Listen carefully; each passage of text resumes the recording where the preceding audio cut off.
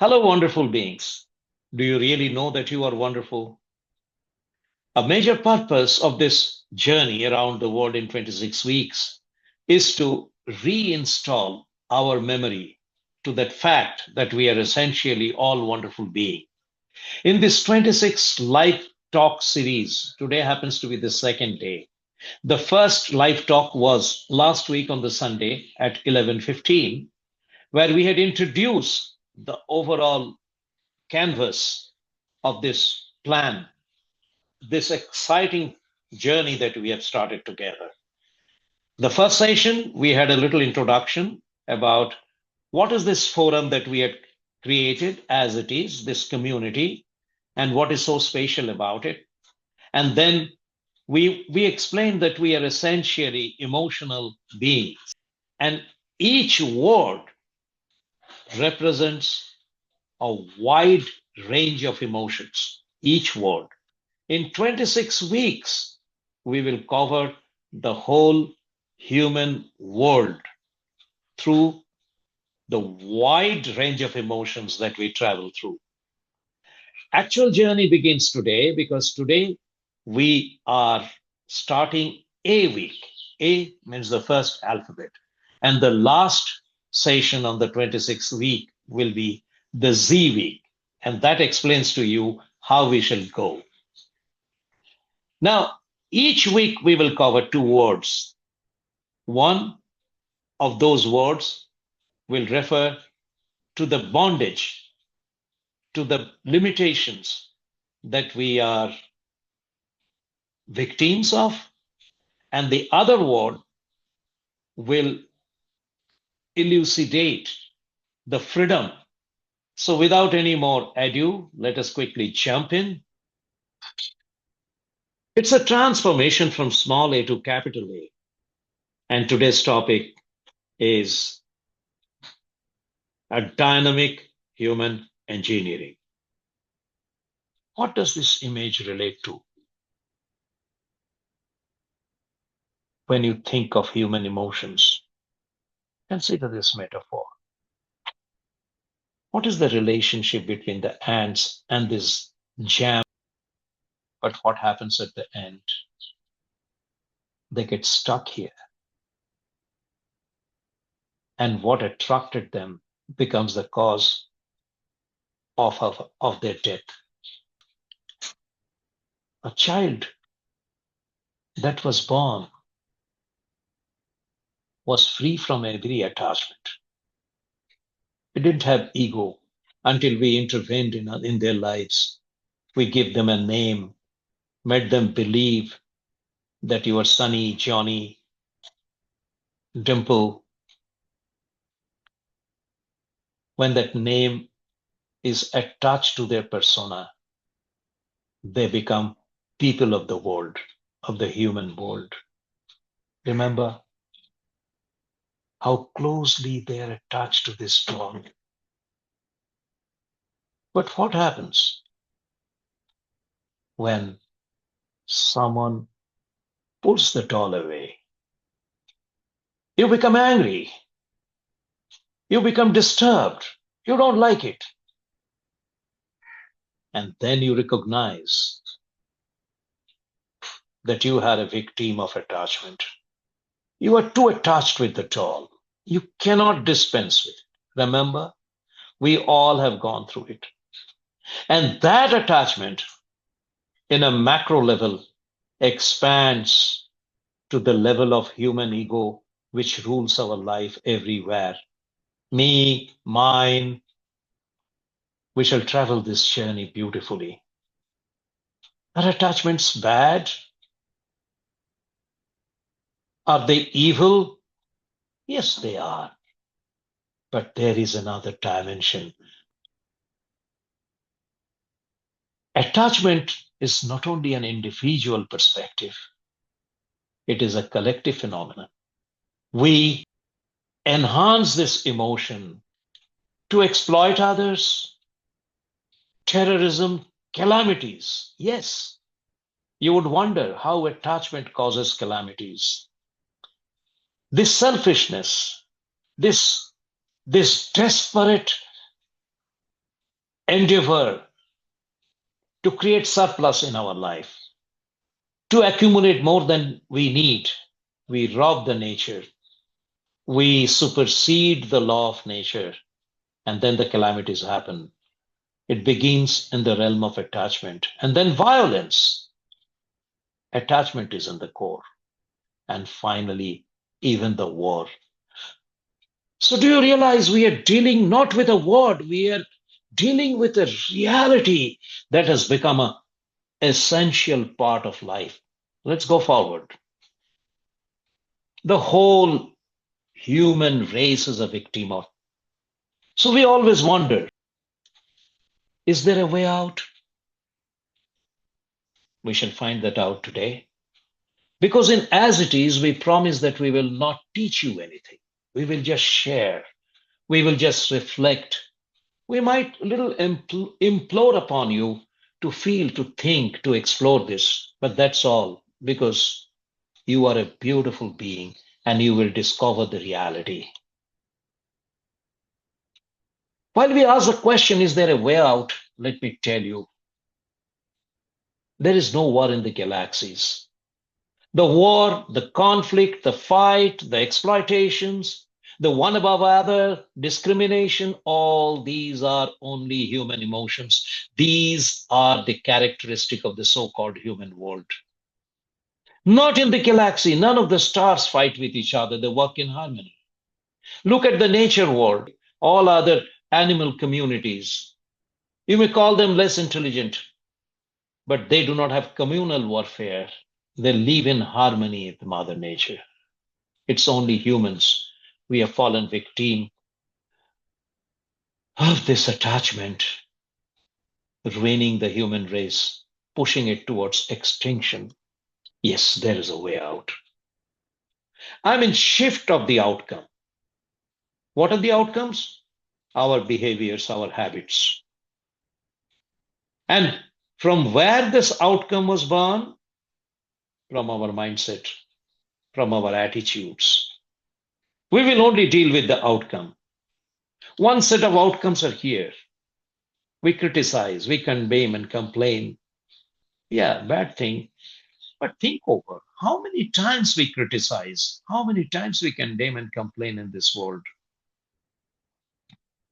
Let's look at another side of outcomes. Yeah. When we shift from this realm of three C's and we embrace three A's, then we are able to accept, adjust, and appreciate. Then we are no longer victims of criticize, condemn, and complain. It's a very difficult journey, apparently.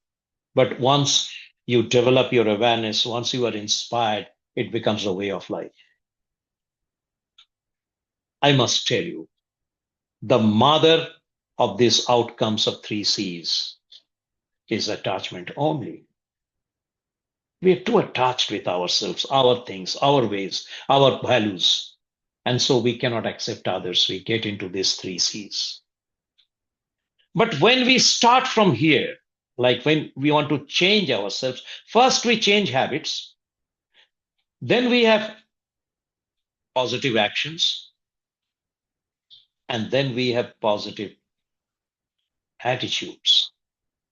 So as we descend from attachment to the three C's, we change this outcome, we shift this outcome to develop a better habit, better action, better attitude. Then we will get adjustment as our way of life. So we are talking about a shift. Starting from the outcome, reaching to the principle of adjustment, which is aligned with the ways of the nature, and then the world will become beautiful. And this is what I say, becoming a beautiful human being. And in doing that shift, we have to rise or we have to transcend, which is a better word, from separation. Criticism separates us. But when you attain the level of adjustment, that other person phenomenon will mingle with integration. So it's a journey from separation to integration. What's happening here?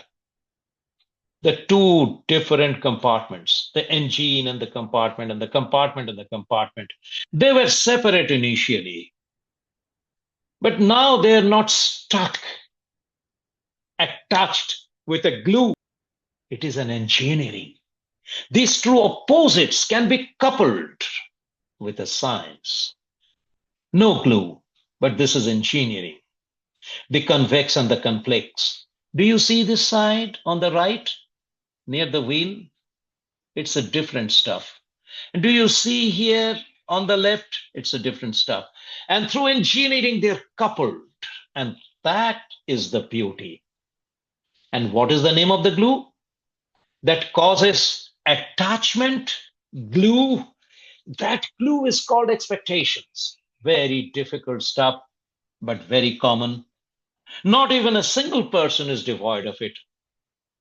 So get ready to become saintly, to become pristine, to discover that wonderful being that you are. And then you are ready with this new engineering. But are you totally ready? You have just started, but you got to channel it in your life so that you bring a purpose into it. Then there is dynamism, there is movement, there is productivity. And for that, you need another step. There are thousands of people transporting, things are happening in their life. We are co-working, coexisting, and this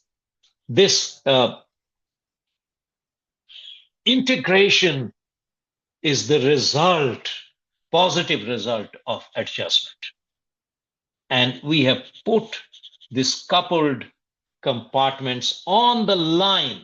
Repeat this word 3 times: line, line, line. And then adjustment will not be a temporary phenomenon. This is the final alignment. What happens when your car is disaligned, car wheels? You may drive it, but there can be an accident. There can be a bump. Nothing is normal, and you are in great risk. So alignment creates speed, productivity, flow without risk. This is called a dynamic human engineering. Finally, we'll just take you through some validation so that you have a conviction about the requirement of being aligned in this life, and that is the purpose. Remember this lady? And she was speaking to the Indian students, senior students. And one of them asked, why did you go to the space? The robot could do it. What did you learn from the space? And Sunita told them, being very emotional, I realized a great thing. Thanks for asking that question. I realized we fight for nothing. We are not different. We are one. And when I went out of the orbit and operated in the galaxy, I saw there was no war, no conflict. Harmony is the word. So conflicts and differences have all gone. And then I read, same was the expression of many astronauts. Let me read this quickly. When you look at the Earth from the space, there are no borders, no divisions, just one beautiful, fragile planet. From that distance, all our conflicts seem so small, so meaningless.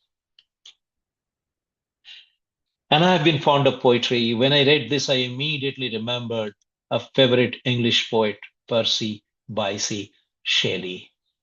And it's just deep in my veins. The fountains mingle in the river. Do you see the picture? The fountain mingles in the river, and the river in the ocean. The winds of heaven mix forever with a sweet emotion. Nothing in the world is single. Everything by a law divine, one another is being mingled. Why not I with thine? Who do you align with? Who is this thine? You know that answer. You may call it God, doesn't matter. I don't call it God, I call it Mother Nature.